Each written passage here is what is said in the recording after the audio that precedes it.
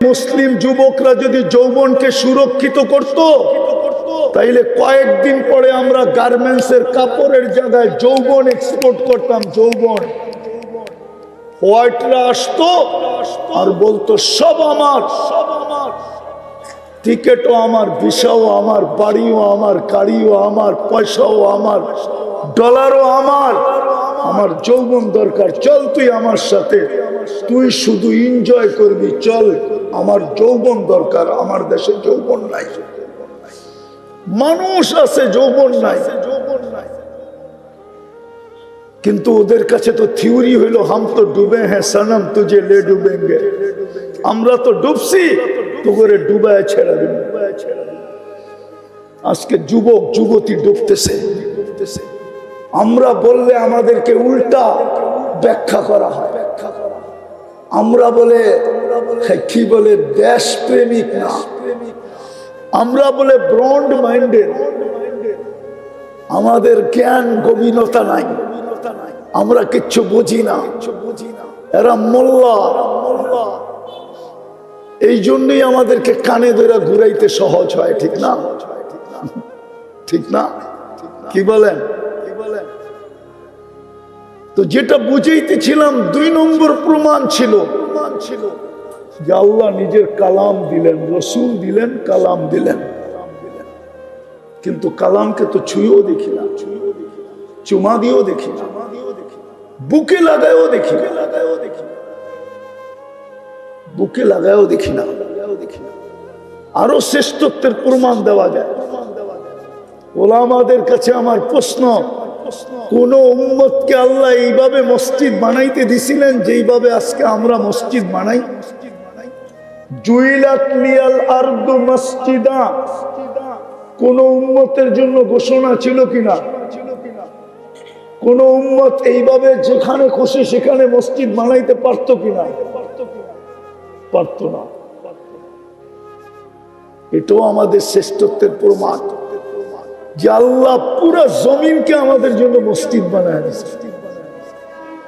সেজদা করতে দেরি, আমি তুলা নিতে দেরি করব না।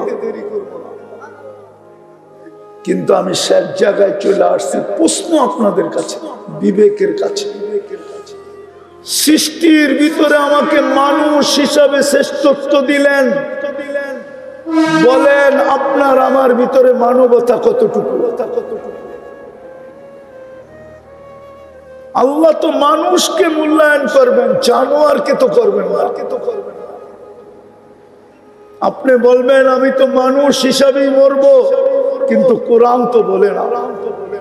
কোরআন তো বলে মানুষ হিসাবে জন্ম নিলেই মানুষ হয় না।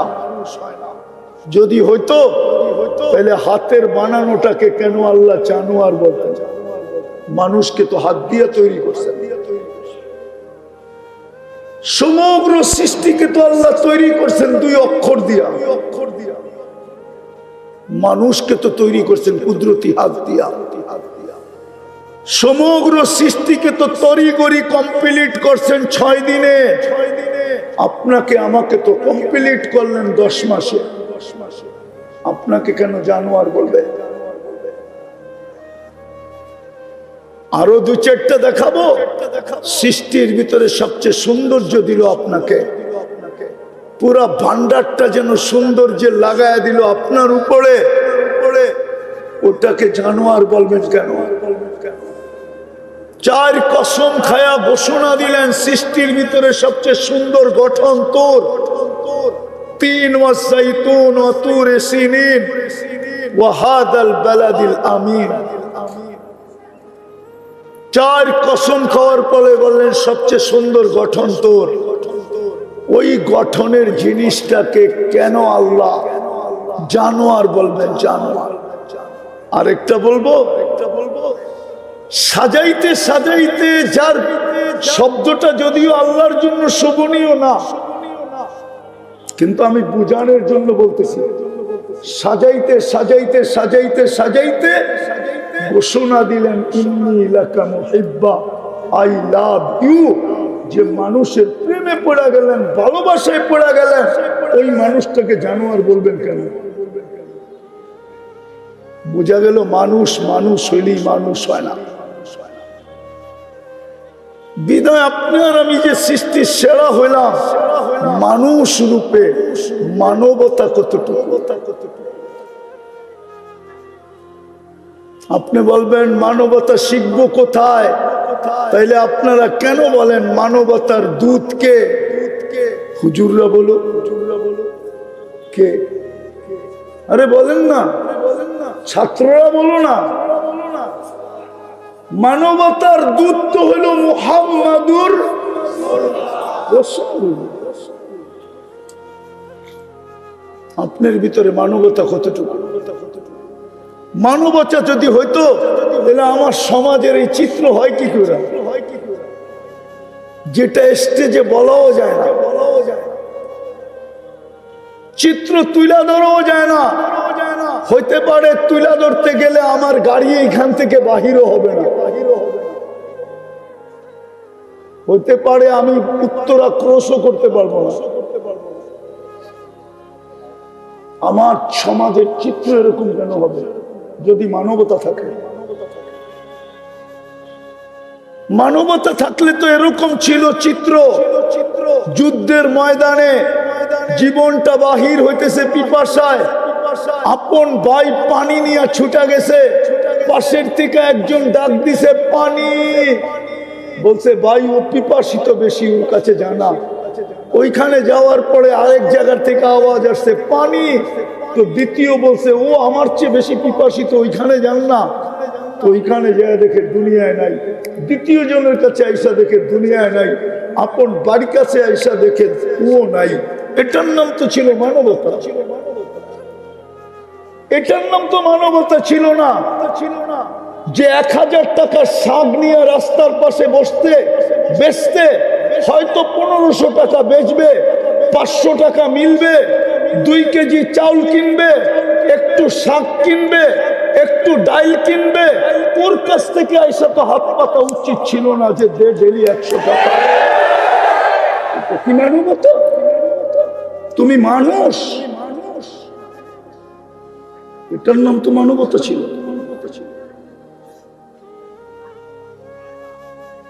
রাগ হয়ে যাবেন বলবো, আমার সমাজ তো দেখি রাস্তাঘাটে পোস্টার দেখলে দেখি সমাজ সেবকের অভাব নাই, ঠিক না? আওয়াজ না, আওয়াজ না, মনোযোগ। কিন্তু আজ পর্যন্ত বাংলাদেশে আমাকে বাড়ি করে দেন তো একটা, যে তৃতীয় লিঙ্গের কোন আশ্রয় কেন্দ্র কেউ খুলছে? আমাকে দেখান, একটা দেখান। এটা কি সমাজ সেবার অন্তর্ভুক্ত ছিল না? যে তৃতীয় লিঙ্গের মানুষগুলা রাস্তায় রাস্তায় ঘুরবে আর মানুষকে বিরক্ত করবে আর হাত পাতবে আর বাসা বাড়িতে উঠে চিল্লা চিল্লি করবে, আর যুবকরা ওদেরকে নিয়ে মজা নিবে। যুবকরা তো ওদেরকে নিয়ে মজা নেয়। রাতের অন্ধকারে তো একদল মানুষ ওদেরকে নিয়ে মজা নেয়। উচিত তো ছিল আমার সমাজের বিত্তশালীদের, সমাজ সেবকদের উচিত ছিল বৃদ্ধাশ্রম যখন খুলতে পারছো, তৃতীয় লিঙ্গের জন্য একটা আশ্রম খোলো, 10 জনকে নিয়ে যাও আর বলো এইখানে থাকবি, 2টা কাপড় পরবি, 2 বেলা খাবি আর আল্লাহ আল্লাহ করবি। তুই রাস্তায় ঘোরা ঘোরা নিজের ইজ্জত বিলীন করার প্রয়োজন নেই। তাইলে তো বুঝতাম আপনি সমাজ সেবক। রাগ হয় না, বুঝানোর জন্য বলতেছে। সৃষ্টির ভিতরে শ্রেষ্ঠত্ব দিল মানবতা কোথায়? আল্লাহ তো দাম দিবে মানুষকে। আপনি কালকে এই চেহারা নিয়ে দাঁড়াবেন কি করে বলেন? ওইখানে কোন কার্ড চলবে বলেন? শেষ উম্মতে মুহাম্মদী বানাইলেন, উম্মতে মুহাম্মদী বানাইলেন, কিন্তু প্রমাণ দিলেন তোর চেয়ে বেশি ভালোবাসা। আগে বললাম না, 1 হাদিসই যথেষ্ট। কিন্তু বলেন ওই রসুলের রঙে রঙিন কতটুকু? কবরে যে প্রথম প্রশ্ন হবে, বলো এই ব্যক্তিকে চিনো কিনা? ও আমার জাতি কি জবাব দিবেন বলে? দুনিয়াই শেষ। কোরআন তো আফসোস করে বলতেছে আরদিতুম বিল হায়াতিদ দুনিয়া এই মাটি নিয়ে তোরা খুশি হয়ে গেলি, আর উত্তরার বাড়িঘর নিয়ে খুশি হয়ে গেলি, আর আজমপুরের ফ্ল্যাট নিয়ে খুশি হয়ে গেলি। আমি তো তোদের ঠিকানা নিজ কুদরতি হাতে বানাইছিলাম। এই উম্মতের জান্নাত তো আল্লাহ নিজের কুদরতি হাতে বানাইছেন। কোরআন বলে ইয়াগফির লাকুম যুনুবাকুম ওয়া ইউদখিলকুম ফি জান্নাতিন তাজরি মিন তাহতিহাল আনহার ওয়া মাসাকিন তাইয়্যিবাতান ফি জান্নাতি আদন। জান্নাতে আদম তো আল্লাহ কুদরতি হাত দিয়ে বানাইছেন। জান্নাতে আদম তো এই উম্মতকে দেওয়ার জন্য আল্লাহ অঙ্গীকার করতেছেন। বিদায় আমাদের দুরবস্থা হবে না তো কার হবে? মাত্র তো হলুদ কার্ড, 21 তারিখ থেকে হলুদ কার্ড শুরু হয়েছে। শুক্রবার প্রথম হলুদ কার্ড, শনি রবি সোম মঙ্গল বুধ 3 দিন গ্যাপ ছিল, পরে আবার বৃহস্পতিবারে হলুদ কার্ড, আবার 6 দিন গ্যাপ ছিল, গত বৃহস্পতিবারে হলুদ কার্ড, কালকেও বৃহস্পতিবার আসতেছে। আসেন তওবা করি, নাইলে হতে পারে লাল কার্ড দেখায় দিবে, লাল কার্ড। আপনি বলবেন আল্লাহর কি আমাদের প্রয়োজন নাই? নো, আপনার আমার প্রয়োজন আল্লাহর নাই। আপনি যদি ব্র্যান্ড চেঞ্জ করতে পারেন, ফার্নিচার চেঞ্জ করতে পারেন, এমনকি পশ্চিমা কালচার আইনা আপনি যদি হায় হায় ডব্লিউ চেঞ্জ করতে পারেন, মাঝে মাঝেই ডব্লিউ বোঝেন না মনে হয়, চেঞ্জ করতে পারেন, তো আল্লাহ কি উম্মত চেঞ্জ করতে পারে না? ওলামা তো বলবে 600 কোটি কাফের, আমিও বলি কাফের, কিন্তু আমি বলি এটা রিজার্ভে রাখা আছে। যেমন বাংলাদেশের সার্কুলেশন দেওয়া সৈনিকের সংখ্যা সবাই জানে, কিন্তু রিজার্ভে কত রাখা আছে এটা কেউ জানে না। কেননা রানিং সৈনিকের থেকে রিজার্ভের সৈনিক বেশি থাকে, এটা সব দেশের নিয়ম। আল্লাহ 600 কোটি রিজার্ভে রাখছে, আর বইলা দিছে ইয়াস্তাবদিল কওমান গায়রাকুম, তোমাদেরকে লাল কার্ড দেখায়া চেঞ্জ করে দিব, আর ওদেরকে আইনা তোমাদের জায়গায় বসায় দিব।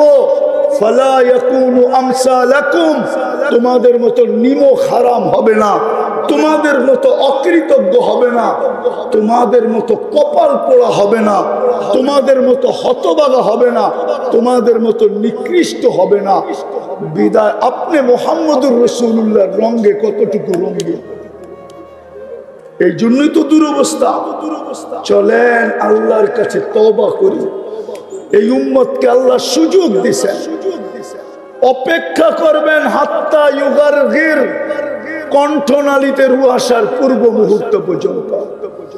সারা দিন অপেক্ষা করেন যে দিনের সূর্যের আলো দেখতে পাইল, সারা রাত্র অপেক্ষা করেন সে যে সূর্য ডুবা দেখতে পারল। রাজি তওবা করতে? রাজি রাজি কে কে রাজি? তাইলে বলেন আল্লাহ অতীত থেকে তওবা করলাম। বলেন বলেন বলেন বলেন বলেন নামান আসেন, কমসে কম আসেন। ওলামাদের ছত্র ছায়ায় আইসা ওলামাদের দিক নির্দেশনায় ওলামা আপনাদেরকে কঠিন করবে না, সহজ করবে। আমি তো এই জন্য বলি, আমার জাতি যদি একটা কাজই করত তাইলেও তো মনকে বুঝাইতে পারতাম। যখনই ঘুমাইতে যায় তখনই যদি আমার জাতি আল্লাহর কাছে মাপ চায় ঘুমাইতে, যখনই ঘুমাইতে যায়। কেন হইতে পারে ঘুমাবে আর কোনোদিন উঠবে না, সুযোগ হাতের থেকে চলে যাবে, তওবা করার আর সুযোগ হবে না, মাপ চাওয়ার আর সুযোগ হবে না। বিধায় আমি তো যুবকদের পায়ে হাত দিয়া বলি, যুবক সারাদিন কি করলা আমার বিষয় না, আমার বিষয় হলো তুমি যখন ঘুমাইতে গেলা আল্লাহর কাছে মাপ চায় ঘুমাইলা কিনা। একটা কাজই যদি করতো, দ্বিতীয় আরেকটা কাজই যদি আমার জাতি করতো, আজান দিতে দেরি, ছুটা মসজিদে যেতে যদি দেরি না করতো। কে ডাকতেছে? কে? আরে কে ডাকতেছে? আরে কে ডাকতেছে?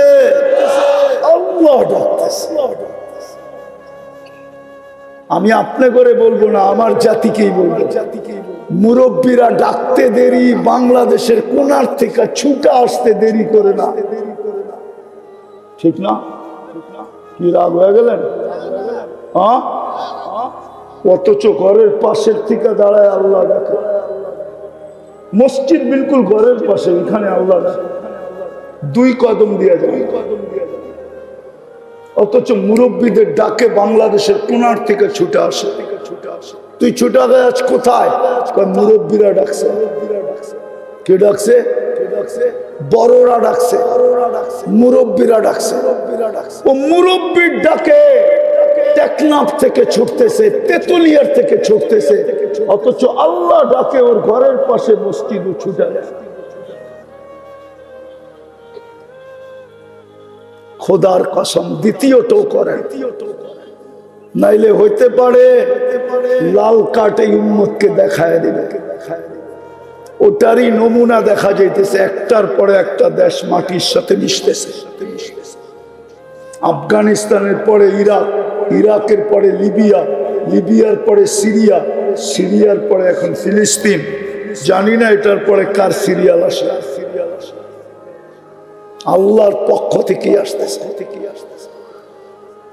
আল্লাহ তাকায় তাকায় দেখতেছে, লিউযীকাহুম বাদাল্লাযী আমিলু লাআল্লাহুম ইয়ারজিউন। এরা ইউটার্ন নেয় কিনা? ইউটার্ন নিলে হয়তো মাফ করে দিবে। পড়বেন নামাজ আজকের থেকে পাক্কা? আল্লাহ আমাদেরকে আমল করার তৌফিক দান করেন। যেটা স্টেজে বলাও যায় না, চিত্র তুলা ধরাও যায় না। হইতে পারে তুলা ধরতে গেলে আমার গাড়ি এইখান থেকে বাহিরও হবে না, হইতে পারে আমি উত্তরা ক্রসও করতে পারবো না। আমার সমাজের চিত্র এরকম কেন হবে? যদি মানবতা থাকে, মানবতা থাকলে তো এরকম ছিল চিত্র। যুদ্ধের ময়দানে জীবনটা বাহির হইতেছে পিপাসায়, আপন ভাই পানি নিয়ে ছুটা গেছে, পাশের থেকে একজন ডাক দিছে পানি, বলছে ভাই ও পিপাসিত বেশি, ওর কাছে জানা। ওইখানে যাওয়ার পরে আরেক জায়গার থেকে আওয়াজ আসছে পানি, তো দ্বিতীয় বলছে ও আমার চেয়ে বেশি পিপাসিত, ওইখানে যান না।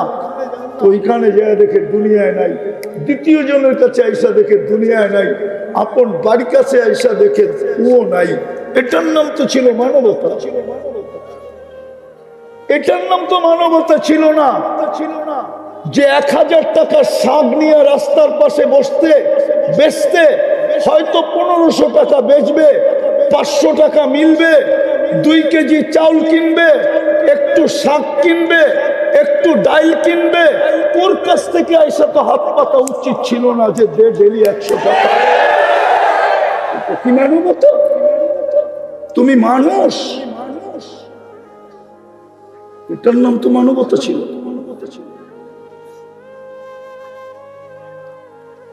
রাগ হয়ে যাবেন বলবো, আমার সমাজ তো দেখি রাস্তাঘাটে পোস্টার দেখলে দেখি সমাজ সেবকের অভাব নাই, ঠিক না? আওয়াজ না, আওয়াজ না, মনোযোগ। কিন্তু আজ পর্যন্ত বাংলাদেশে আমাকে বাড়ি করে দেন তো একটা, যে 3য় লিঙ্গের কোন আশ্রয় কেন্দ্র কেউ খুলছে? আমাকে দেখান, একটা দেখান। এটা কি সমাজ সেবার অন্তর্ভুক্ত ছিল না? যে 3য় লিঙ্গের মানুষগুলা রাস্তায় রাস্তায় ঘুরবে আর মানুষকে বিরক্ত করবে আর হাত পাতবে আর বাসা বাড়িতে উঠে চিল্লা চিল্লি করবে আর যুবকরা ওদেরকে নিয়ে মজা নিবে। রাতের অন্ধকারে তো একদল মানুষ ওদেরকে নিয়ে মজা নেয়। উচিত তো ছিল আমার সমাজের বিত্তশালীদের, সমাজ সেবকদের উচিত ছিল বৃদ্ধাশ্রম যখন খুলতে পারছো, 3য় লিঙ্গের জন্য একটা আশ্রম খোলো, 10 জনকে নিয়ে যাও আর বলো এইখানে থাকবি, 2টা কাপড় পরবি, 2 বেলা খাবি আর আল্লাহ আল্লাহ আল্লাহ করবি, তুই রাস্তায় ঘোরা ঘোরা নিজের ইজ্জত বিলীন করার প্রয়োজন নাই। চাইলে তো বুঝতাম আপনি সমাজসেবক। রাগ হয় না, বুঝানোর জন্য বলতেছে। সৃষ্টির ভিতরে শ্রেষ্ঠত্ব দিল, মানবতা কোথায়? আল্লাহ তো দাম দিবে মানুষকে। আপনি কালকে এই চেহারা নিয়ে দাঁড়াবেন কি করে বলেন? ওইখানে কোন কার্ড চলবে বলেন? শেষ উম্মতে মুহাম্মদী বানাইলেন, উম্মতে মুহাম্মদী বানাইলেন, কিন্তু প্রমাণ দিলেন তোর চেয়ে বেশি ভালোবাসা। আগে বললাম না, এক হাদিসই যথেষ্ট। কিন্তু বলেন ওই রসুলের রঙে রঙিন কতটুকু? কবরে যে প্রথম প্রশ্ন হবে, বলো এই ব্যক্তিকে চিনো কিনা? ও আমার জাতি, কি জবাব দিবেন বলেন? رفع السماء بقدرته بغير عمد بسط الأرض بقدرته على ماء الجمد قسم الرزق فلا ينسى من خلقه أحد ولم يكن له كفوا أحد الحي القيوم علي العظيم جواد الكريم حنان منان فعال لما يريد والصلاة والسلام على حبيبنا وحبيب ربنا مصطفى مجتبى لواء الحمد بيده يوم القيامة سيد الأولين والآخرين إمام المرسلين رسول رب العالمين بشيرا ونذيرا داعيا إلى الله رحمة للعالمين شفيع المذنبين حريص بالمؤمنين رؤوف رحيم صلى الله عليه وعلى آله وأصحابه وأتباعه صلاة وسلاما كثيرا كثيرا أما بعد فأعوذ بالله من الشيطان الرجيم بسم الله الرحمن الرحيم ولقد كرمنا بني آدم وقال جل جلاله كنتم خير أمة وقال رسول الله صلى الله عليه وسلم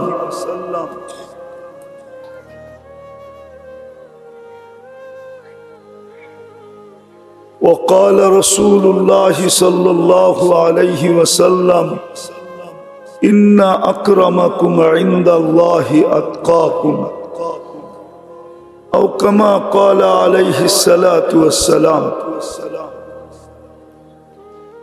দারুল আজহার মাদ্রাসা কর্তৃক আয়োজিত উক্ত তফসিরুল কুরআন মাহফিলের সম্মানিত সভাপতি, উপস্থিত উলামায়ে কেরাম, এলাকার বিভিন্ন জায়গা থেকে আগত মুসলমান ভাইয়েরা, যেই পর্যন্ত লাউড স্পিকারের আওয়াজ পৌঁছতেছে, যদি শোনার সুযোগ থাকে বা কোনো ব্যবস্থা থাকে তো পর্দার অন্তরালে মা ও বোনেরা, কোরআন হাদিস থেকে যতটুকুই তেলাওয়াত করলাম আশা রাখি একই সামনে রেখে কিছু কথা রাখবো। সাথে সাথে সকলের কাছে অনুরোধ, যতটুকু শুনবো, যতক্ষণ শুনবো, পরিপূর্ণ মনোযোগ দিয়ে শুনবো। কেননা তফসিরুল কুরআন মাহফিল, কোরআন শব্দটা এখানে সংযুক্ত আছে। এই জন্যই কোরআন শোনার ব্যাপারে আল্লাহর ঘোষণা হলো, ইদা কুরিয়াল কোরআন ফাস্তামিউ, যখন কোরআন বা কোরআনী কথা শোনো তো পরিপূর্ণ মনোযোগ দিয়া শোনো, বিন্দুও যেন কম না হয়। পরিপূর্ণই এটার মাত্রা। ওষুধের যেরকম মাত্রা আছে, পাওয়ার আছে, ঠিক কোরআন শোনার আল্লাহর পক্ষ থেকে নির্ধারিত পদ্ধতি হলো মনোযোগ দিয়া শোনো। দ্বিতীয় আল্লাহর নিয়ম হলো, আল্লাহর অনুরোধ, আল্লাহর হুকুম হলো আনসিতু, পরিবেশটাকে বিলকুল নীরব রেখা শোনো। কেননা তফসিরুল কোরআন মাহফিল, কোরআন শব্দটা এখানে যুক্ত আছে। এই জন্য কোরআন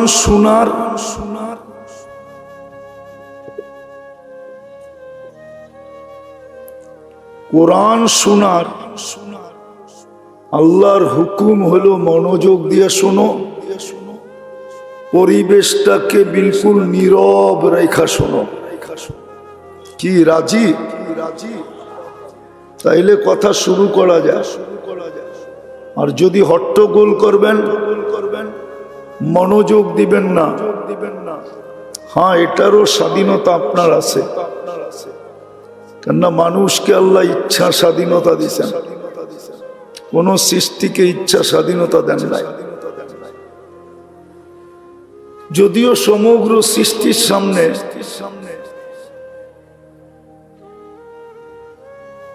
অনেক সৃষ্টির সামনেই মানুষ ক্ষুদ্র প্রাণী, আর কোরআনে মানুষের অনেক দোষ বর্ণিত।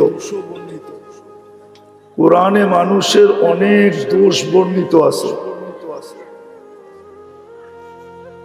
জন্ম তথ্য থেকে নিয়া, জন্মসূত্র থেকে নিয়া, কোন জিনিস দ্বারা মানুষের অস্তিত্ব এটা থেকে নিয়া মানুষের লম্বা দোষ কোরআনে বর্ণিত আছে। একটা দেখাই, মানুষ বিদ্যুটে দুর্গন্ধময় নিকৃষ্ট পানির তৈরি, মিম্মা ইম্মাহীন। কোন সৃষ্টিকে আল্লাহ এই ঘোষণা দেন নাই যে আমি তোমাকে নিকৃষ্ট জিনিস থেকে তৈরি করছি। কিছু সৃষ্টি তো নির্ধারিত, জিন আগুনের তৈরি, ফেরেশতা নূরের তৈরি, বাকি সৃষ্টি ওয়ামিনাল মাই কুল্লু শাইইন হাই, পিওর পানি দ্বারা তৈরি। কিন্তু মানুষ বিদ্যুটে দুর্গন্ধময় পানির থেকে তৈরি। আবার সৃষ্টির ভিতরে মানুষের অনেক দোষ। মানুষ সবচেয়ে দুর্বল, যায়ীফা। কোরআন বলে মানুষ সবচেয়ে দুর্বল, যায়ীফা। মানুষ সবচেয়ে বড় অজ্ঞ, জাহুলা। মানুষ সবচেয়ে বড় অকৃতজ্ঞ। মানুষের চেয়ে কোনো অকৃতজ্ঞ প্রাণী দুনিয়া সৃষ্টির ভিতরে নাই। মানুষ সবচেয়ে অকৃতজ্ঞ। কুতিলাল ইনসানু মা আকফারা, অথবা বলা যায় কাফুরা। মানুষ সবচেয়ে বড় অকৃতজ্ঞ। মানুষ সবচেয়ে বড় অজ্ঞ। সৃষ্টির ভিতরে মানুষের মতো অজ্ঞ নাই।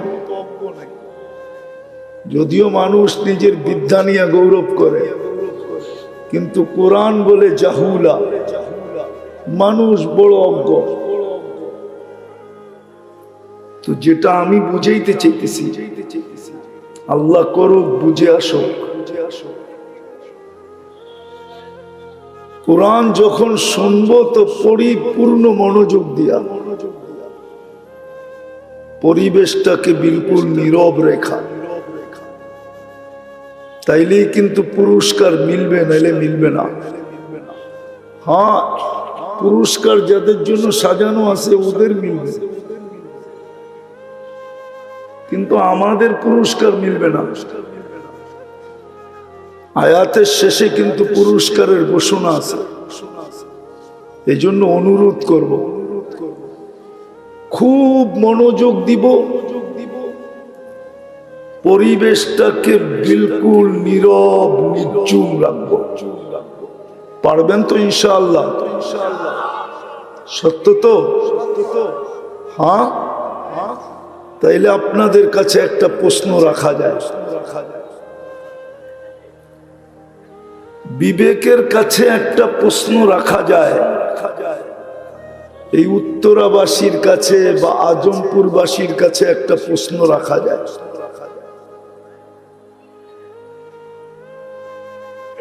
সেটা হলো, সৃষ্টির ভিতরে তো আল্লাহ আমাদেরকে শ্রেষ্ঠত্ব দিলেন মানুষ হিসাবে, আবার মানুষের ভিতরেও আমাদেরকে শ্রেষ্ঠত্ব দিলেন উম্মতে মুহাম্মদী হিসাবে। আমরা সৃষ্টির ভিতরে দুই দিক দিয়ে কিন্তু শ্রেষ্ঠ।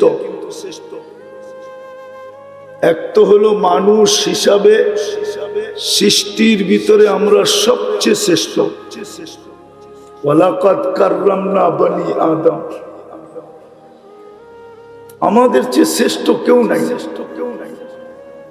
যদিও যুক্তি বলে না, যুক্তি বলে মানুষ শ্রেষ্ঠ হবে কেন? একটু আগেই তো বললাম, মানুষ সবচেয়ে বিদ্যুতে দুর্গন্ধময় পানি দ্বারা তৈরি, এটা কেন শ্রেষ্ঠ হবে? শ্রেষ্ঠ তো হওয়ার কথা ছিল নূরের তৈরি, যেটা ওইটা শ্রেষ্ঠ হবে। ফেরেশতা নূরের তৈরি, যুক্তি এটাই বলে, যুক্তি কিন্তু এটাই বলে যে শ্রেষ্ঠ হবে নূরের তৈরি, যেটা সেটা শ্রেষ্ঠ হবে। মানুষ কেন শ্রেষ্ঠ হবে? দ্বিতীয় শ্রেষ্ঠ হওয়ার যোগ্য ছিল যারা আগুনের তৈরি। এই জন্যই তো ও যুক্তিকে কাজে লাগায় বলছিল, আনা খায়রুম মিনহু, আমি মানুষের চেয়ে উত্তম। এই জন্য কিন্তু শয়তান যুক্তিকে কাজে লাগায় বলছিল যে আমি মানুষের চেয়ে উত্তম। খালাকতাহু মিন তিন ওয়া খালাকতানি মিন নার, এটা তো মাটির তৈরি। যুক্তি তো বলে আমি উত্তম হব, আমিও এটাই বলতেছি, যুক্তি বলে মানুষ কেন উত্তম হবে? সবচেয়ে নিকৃষ্ট জিনিসের থেকে তৈরি। উত্তম তো হওয়ার উচিত ছিল নূরের তৈরি, ভালো মতে, কিন্তু নাইলে পরের কথা বুঝে আসবে না। আজকে বুঝে না আসার কারণেই দুরবস্থা, বুঝে না আসার কারণেই এই উম্মতের দুরবস্থা। সমস্ত উম্মতের যদি দুরবস্থা হতো তাহলে এটা মাইনা নেওয়া যেত, কিন্তু এই উম্মতের দুরবস্থা কোনো যোগ বিয়োগে মিলে না, মাইনা নেওয়া যায় না। এই উম্মতের দুরবস্থা হবে কেন? যদি অ্যানালাইসিস করি, তাইলে চিন্তা করি, তাইলে এই উম্মতের দুরবস্থা হওয়ার কোনো সুযোগই ছিল না। কিন্তু এই উম্মত আজকে যে দুরবস্থার শিকার, 250 কোটি হওয়া সত্ত্বেও, 250 কোটি হওয়া সত্ত্বেও, 250 কোটি হওয়া সত্ত্বেও যেই দুরবস্থার শিকার, ইতিহাস তালাশ করলে দেখা যায় এরকম দুরবস্থার শিকার এই উম্মত কখনো ছিল না, কখনো ছিল না।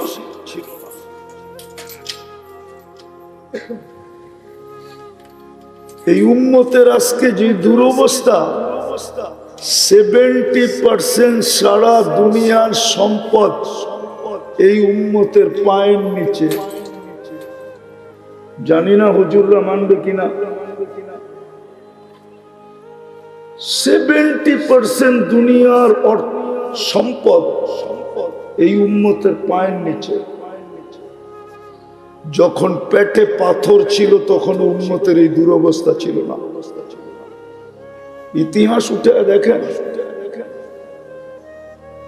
যখন গায়ে কাপড় ছিল না তখনও এই দুরবস্থা ছিল না। যদি দুরবস্থা হতো তাইলে আমের ইবনে রিবঈ রাদিয়াল্লাহু তাআলা আনহু পারস্য সম্রাট রোমের দরবারের কালীন ছিদ্র করতে করতে করতে করতে ওর দুয়ার পর্যন্ত পৌঁছার সুযোগ হতো না। ও জানতো যে দুরবস্থার শিকার না,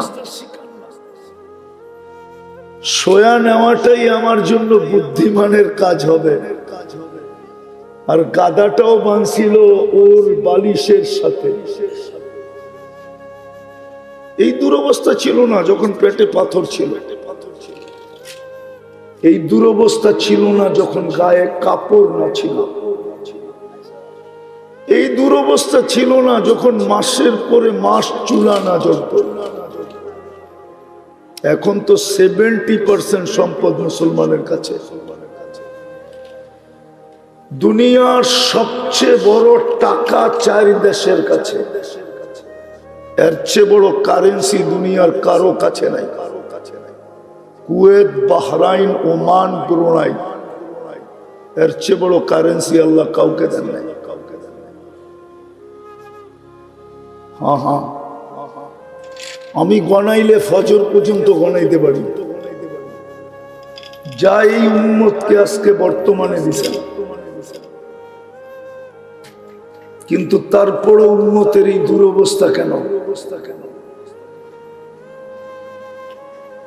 কুরআন তো বলে লাইসা যাল্লামাল লিল আবিদ, আল্লাহ বান্দার উপরে জুলুম করেন না। যখন বান্দার উপরে জুলুম করেন না তো এই উম্মতের উপরে জুলুম করবেন কি করে? এই উম্মত তো আল্লাহ লাডলা, লাডলা বোঝেন? বোঝেন না? সবচেয়ে বড় প্রিয় পাত্র। প্রিয় পাত্র যদি না হইতো তাহলে এতগুলা জিনিস এই উম্মতকে দিতেন না। প্রথম তো মুহাম্মদুর রাসূলুল্লাহ দিতেন না,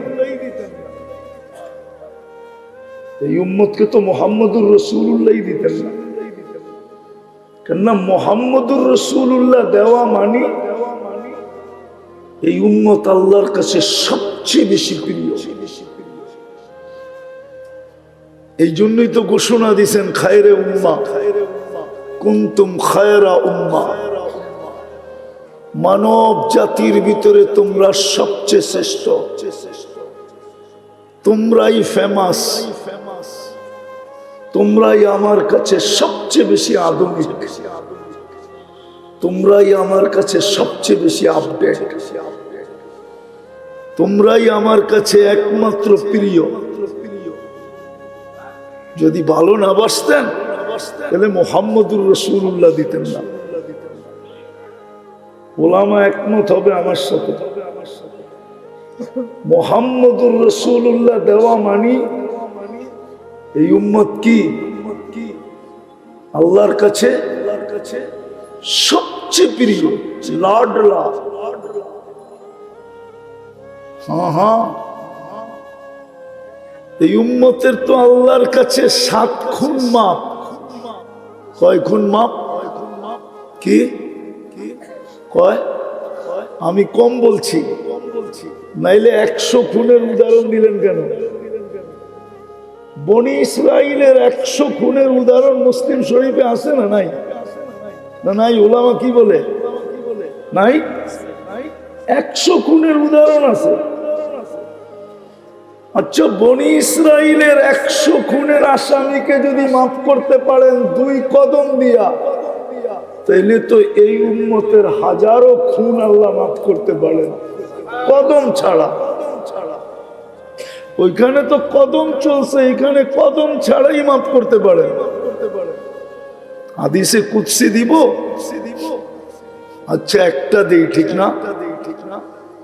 আল্লাহ তো বলে ফালাম্মা তায়াক্কানতা বিল বাওয়ার ওয়া যানানতা আন্নাকা মিন আহলিন নার মানাহতু ইলাইকা রিদওয়ানি ওয়াল্লাইতু ইলাইকা গুফরানি ওয়া কুলতু লাকা লা তাহজান গাফারতু লাকা যুনুবা ওয়াল আওসার ওয়া লিআজলিকা সাম্মাইতু নাফসি আল আজিজুল গফফার। আফসোস যদি আপনারা আরবি বুঝতেন। এই উম্মতকে তো আল্লাহ সম্বোধন করে বলতেছে ফালাম্মা তায়াক্কানতা বিল বাওয়ার ওয়া যানানতা আন্নাকা মিন আহলিন নার। যদি তোর চিন্তায় তুই সিদ্ধান্তে পৌঁছলি যে ধ্বংস তোর জন্য অনিবার্য, দুজক তোর জন্য নির্ধারিত, এটা তোর সিদ্ধান্তে যদি তুই পৌঁছলি, মানাহতু ইলাইকা রিদওয়ানি, আমি রেজার চাদর দিয়া তোকে ডাকতে দেরি করি না, ওয়াল্লাইতু ইলাইকা গুফরানি, তোকে মাগফিরাতের ভিতরে ডুবাইতে দেরি করি না। ছুটা এসব পিঠে হাত দিয়া বলতে থাকি, চিন্তার কোনো কারণ নাই, তোর গুনাহ খাতা মাফ। তোর জন্যই তো আমি আজিজুল গফফার। আর একটা দিব, এই উম্মতের যে 7 খুন মাপ, আর একটা দেখাবো। 7 খুন না, 700 খুন মাপ।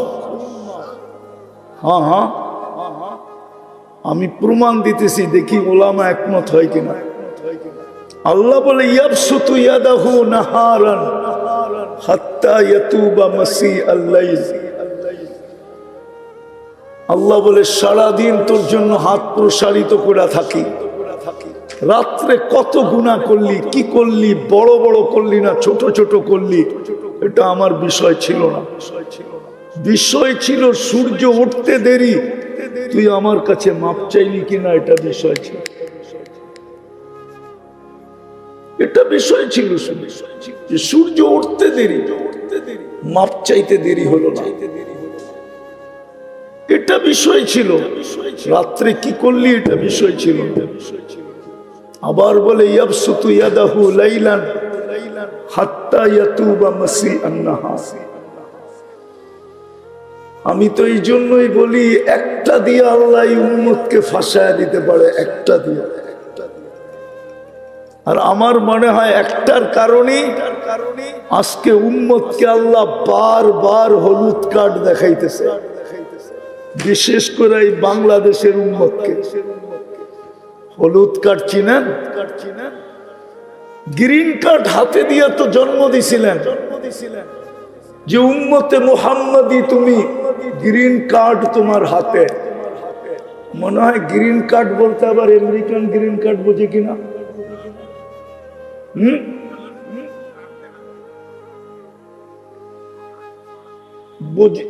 আমেরিকান গ্রিন কার্ড বোঝে কিনা, কেননা উত্তরের মানুষ তো, আবার বুঝলেও বুঝতে পারে, ঠিক না? তো আল্লাহ তো আমাদেরকে গ্রিন কার্ড দিয়ে উম্মতে মুহাম্মাদি বানাইছিলেন, যে এই কার্ডটা সাথে রাখিস, যেখানে দেখাবি ওকে।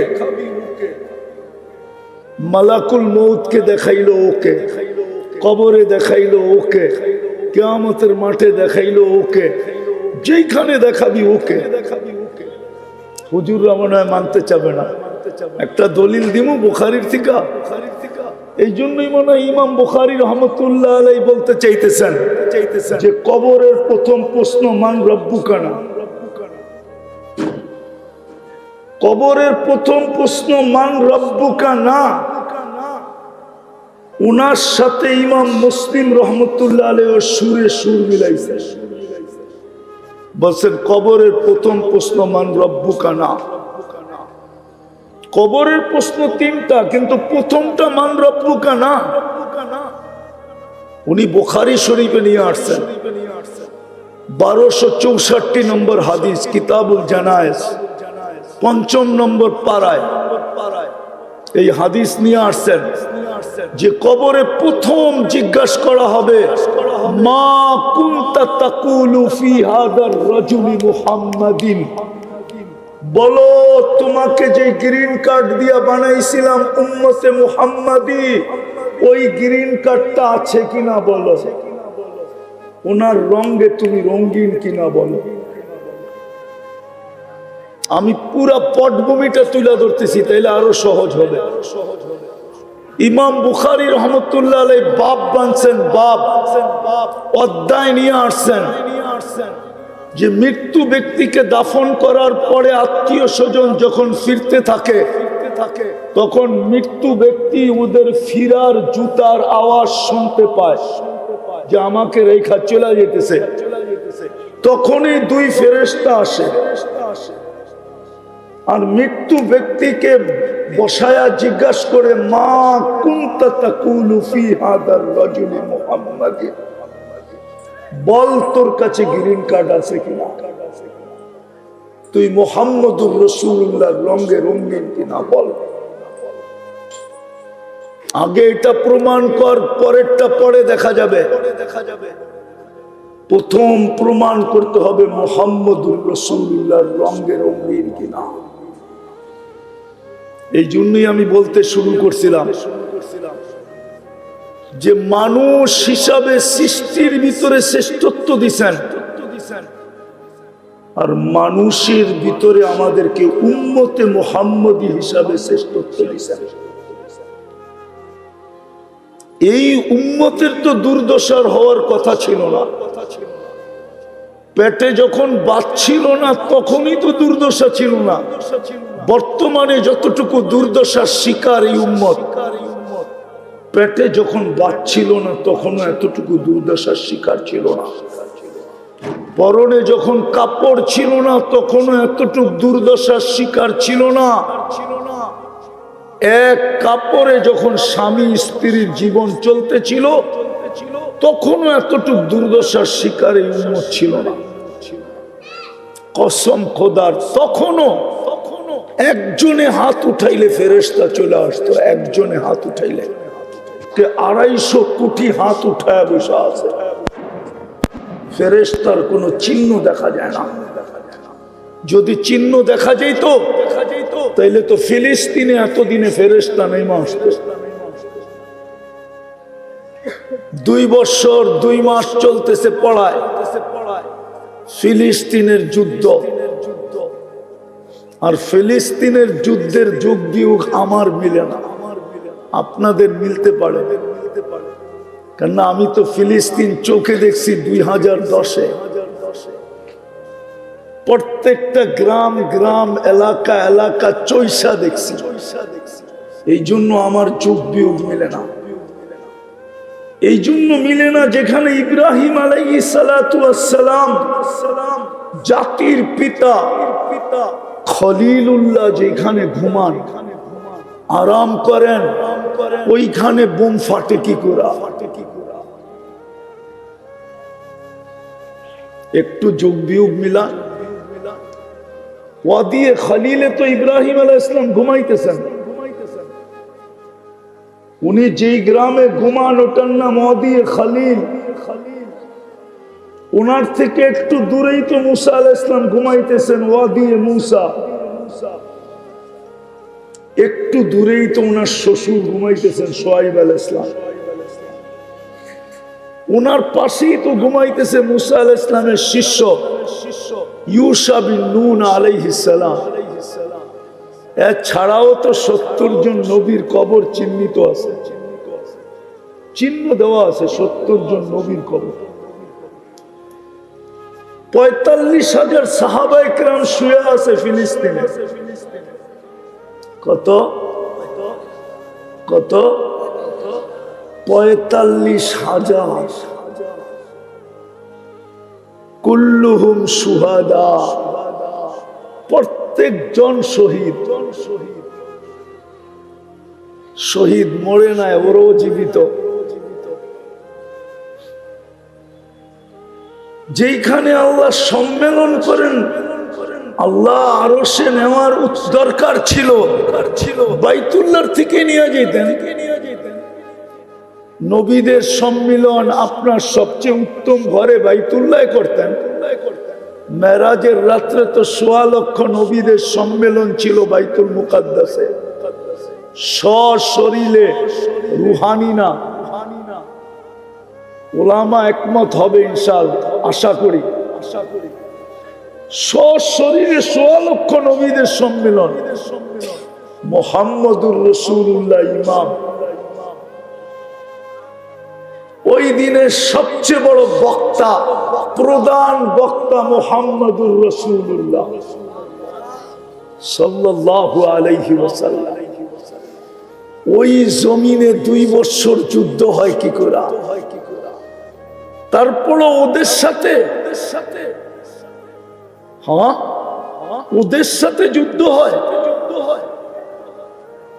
৩২ বার আল্লাহর কাছে যাদের ব্যাপারে আমরা আশ্রয় প্রার্থনা করি, গায়রিল মাগদুব, ওদের সাথে যুদ্ধ।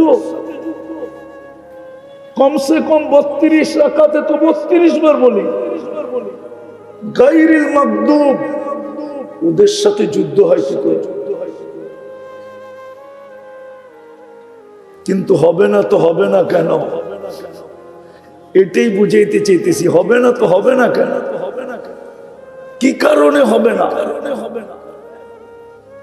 এই প্রশ্নটাই আপনাদের সামনে রাখতে চাইতেছিলাম, যে হবে না তো হবে না কেন? সৃষ্টির ভিতরে আমাকে মানুষ হিসাবে শ্রেষ্ঠত্ব দিল, মানব জাতির ভিতরে আমাকে উম্মতে মুহাম্মদী হিসাবে শ্রেষ্ঠত্ব দিলেন। শুধু শ্রেষ্ঠত্ব দিলেন না,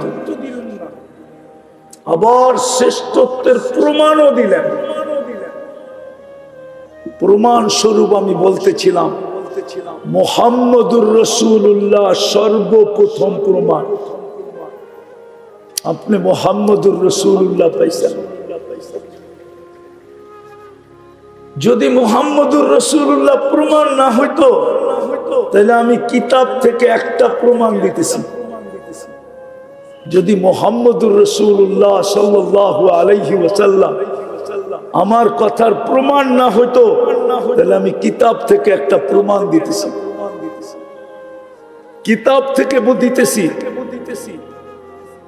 বাদায়ে নেহায়ে লেখা আছে, ওইখানে লেখা না থাকলে আমি বলতাম না যে দানিয়াল আলাইহিস সালাম শুধু এই উম্মতের হাতের মাধ্যমে কাফন দাফন পাওয়ার জন্য ২৫০০ বৎসর অপেক্ষা করছেন।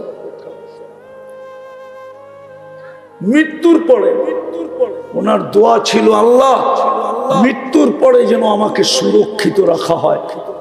উম্মতে মুহাম্মাদি যেদিন আসবে, এদের হাতের মাধ্যমে যেন আমাকে কাফন দাফন করা হয়।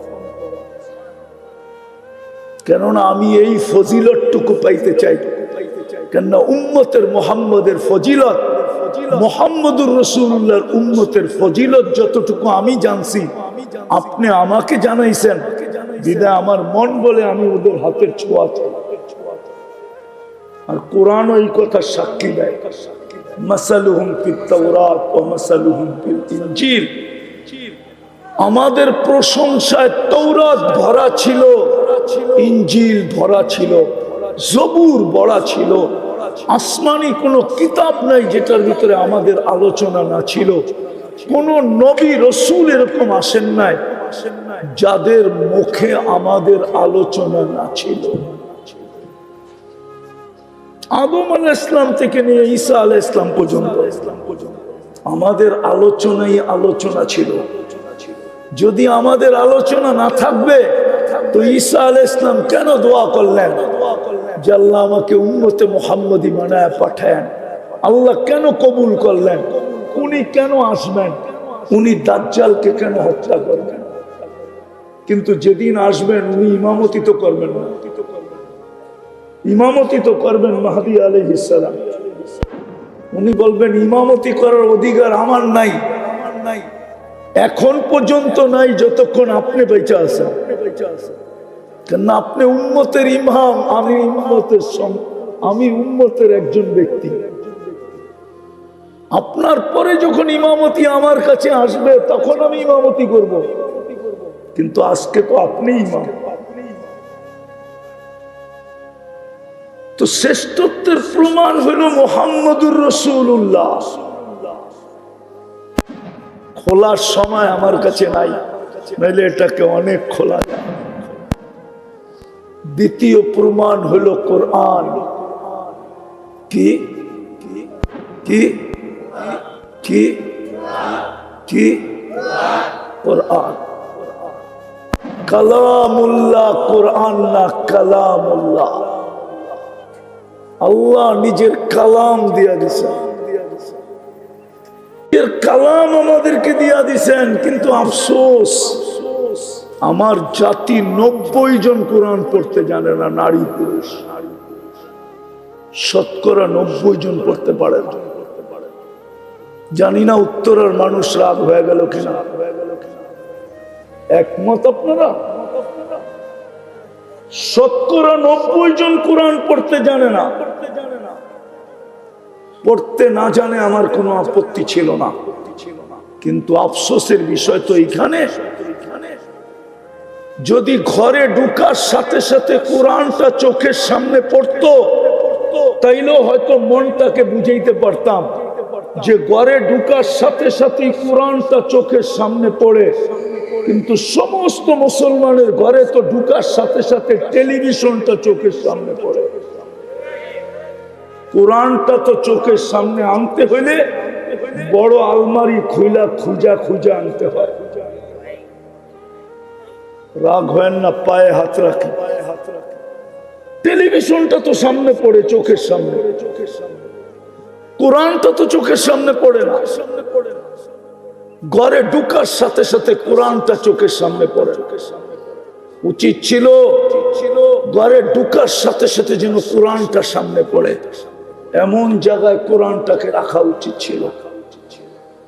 কমসে কম কোরআন দেখা হইলো কোরআনের কিছু না কিছু মহত্ব, গুরুত্ব, বরত্ব, সম্মান, এটার ছোঁয়া হইলো আমার দিলে লাগতো।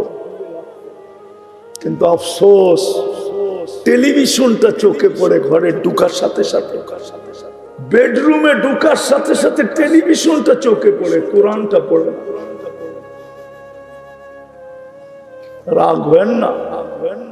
আরেকটা বলবো, কোরআন 90% কোরআন পড়তে জানে না, কিন্তু কোনো আপত্তি ছিল না যদি ডেলি কোরআনটাকে নিয়ে একবার চুমা দিত। শুধু চুমা দিয়ে বলতো বুকে লাগায়, মালিক তোর কালাম। পড়তে পারি না, ভালো তো বাসতে পারি, পড়তে তো পারি না, ভালো তো বাসতে পারি, কিন্তু আমার জাতি তো কোরআন বৎসরের পর বৎসর ছুঁয়া দেখে। এই মজমায় পাওয়া যাবে কবে কোরআন ছুঁয়া দেখছে বলতে পারবে না, নাই এই মজমায় কেউ। আমি হাত উঠাইতে বলবো না, আছে তো? হ্যাঁ, যুবকরাও বলতে পারবে না ওরা কবে কোরআন হাত লাগায় দেখছে, ছুঁয়া দেখছে, বলতে পারবে না। অথচ আপনারা বললে হাসবেন, ওরাও হাসবে, সবাই বলবে হুজুর হাস্যকর কথা বললো। ওরা ডেলি 2, 4, 10 বার মোবাইল টাচ করে চুমা দেয়। জিগান দেয় না, না দেয়? সত্য তো? অর্থকি, নর্তকী, গায়িকা, সায়িকা, নায়িকা দেখে 2 জন 3 জন মিলা একজন আরেকজনকে খোঁচা দেয়, দেখছ জিনিসটা কি, তো হিট হয়ে যায়। ঠান্ডা হবে কেমনে? মোবাইলের ভিতরে হাত ঢোকে না, কোথায় নাচে জানে না, তো এইখানে বুঝি মজা লয়, মোবাইলের টাচ করে চুমা দেয়। জিজ্ঞেস করেন ওদেরকে। আমি যদি ভুল বলে থাকি, অথচ কবে কোরআনকে চুমা দিছে এটাও জানে না। রাগ হয়ে যাবেন? বলবো এই উত্তরেই আছে, ঘন্টার পর ঘন্টা সিরিয়াল দিয়া বসা থাকে ডাক্তারের কাছে, আর মোটা মোটা ভিজিট দেয়, মোটা মোটা। কেননা উত্তরের ডাক্তারদের ভিজিট আর ওই কমলাপুর সমলাপুরের ডাক্তারের ভিজিট তো এক না, ঠিক না? তো লম্বা লম্বা ভিজিটও দেয়, 4-5 ঘন্টা বসেও থাকে, কিন্তু একজনও হবে না এখানে যে কোরআনটাকে চাইপা নিয়া বলছে, মালিক শুনছি কোরআনের ভিতরে শেফা রাখা আছে, তুই কোরআন নাকি শেফা হিসাবে নাজেল করছিস। ও মালিক, আমার শেফার দরকার, তোমার কালাম শেফা দিয়া করবে তো করবে কি, আমার শেফার দরকার। আমি বুকে চাইপা ধরলাম, ওই পর্যন্ত ছাড়বো না যতক্ষণ পর্যন্ত তোমার কোরআনের শেফা আমার ভিতরে না যাবে। বলেন এখানে কেউ আজ পর্যন্ত বুকে চাইপা ধরছে? আমারটা অযৌক্তিক হলে বলেন আপনার জুতা আমার গাল, যদি অযৌক্তিক হয়। কোরআনকে তো চেপা ধরে না। কসম আপনি চাইপা মাস ভর চাইপা ধরেন, দের হায় আন্দের নিহি হ্যায়, এটাই সত্য প্রবাদ বাক্য। 2 দিন দেরি হইতে পারে কিন্তু অন্ধকার হবে না। 10 দিন চাইপা ধরে দেখেন না, 20 দিন দেখেন না, 30 দিন দেখেন না, একদিন না একদিন কোরআনের শেফা আপনার বুক ফাইরা আপনার ভিতরে ঢুকবেই ঢুকবে, ঢুকবেই ঢুকবে, ঢুকবেই ঢুকবে। আর কোরআনই সত্য, ওয়ানাজ্জিলু মিনাল কুরআনি মা হুয়া শিফা। আল্লাহ বলে এটা তো শেফার জন্য। এই জন্যই তো কোন আল্লাহওয়ালা লিখছিলেন, इलाज अगर हो सके कुरान और हदीस से, इलाज अगर हो सके कुरान और दुआ से, परहेज करो दवा से। যদি তুমি চিকিৎসা নিতে পারো কোরআন দ্বারা, কোরআনের কাছ থেকে যদি তুমি চিকিৎসা যদি তুমি আদায় করে নিতে পারো, আল্লাহর রসুলের দুয়ার থেকে যদি তুমি শেফা আদায় করে নিতে পারো, তাহলে দাওয়ার কাছে যাও না। একটা গবেষণা আপনাদেরকে শুনাইতেছি আমি, একটা গবেষণা শুনাইতেছি, জানি না আপনারা একমত হবেন কিনা। শোনাবো? হ্যাঁ। মুসলিম দুনিয়ায় বলেন তো বাংলাদেশে কয়টা মানসিক রোগীর হাসপাতাল? সবচেয়ে বড় হাসপাতাল কয়টা বাংলাদেশে? কয়টা? আরে বলেন না কয়টা? কয়শো কোটি মানুষ? কত কোটি মানুষ বাংলাদেশে? 18 কোটি মানুষের জন্য একটা পাগল হাসপাতাল, ঠিক না? হ্যাঁ। এখানে জানি না গ্রিন কার্ড হোল্ডার আছে কিনা, আছে কেউ গ্রিন কার্ড হোল্ডার? আমেরিকান কেউ নাই, ইউরোপেরও কেউ নাই,